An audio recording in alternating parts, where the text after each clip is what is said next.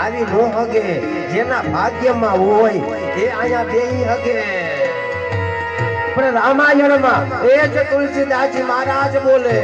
કે જગતની અંદર આ જગત ધામ ઉપર સાચું સુખ શું કહેવાય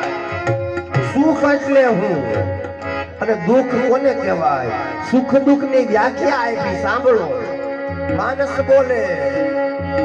જગતા બસુ મીરાના ભજન ન હોય જગત બસુ મીરા ભજન ન હોય જગત બસુ મીરાના ભજન ન હોય જગત બસુ મીરા ભજન સાચું ભજન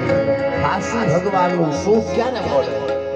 તો કે જ્યારે ભગવાનના મુખથી નામ લેવાય જાય ને માનજો મોટામાં મોટું સુખ આપણને આજ આપી દીધું કે આપણા ઘરમાં કોઈક સારો અવસરીઓ આવી ગયો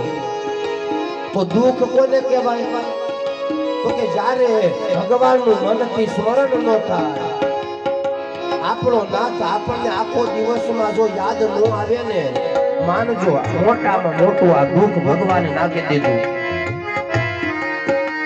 ગરુડજી પ્રાર્થના કરે કાગ ભૂસુંડીને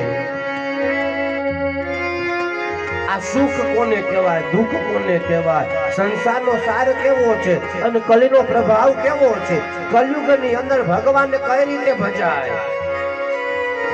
તો કે કલિકાલ કલયુગની અંદર ભગવાનને ભજવાનો નાનકડો પાયો કાંઈ લાંબા વેદ શાસ્ત્ર નો ભણાય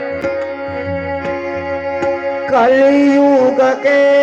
વાલા નામ યગારા કલિયુગ કેવ નામ યગારા કલિયુગ કેવલ નામ યાધારા કલિયુગ કેવલ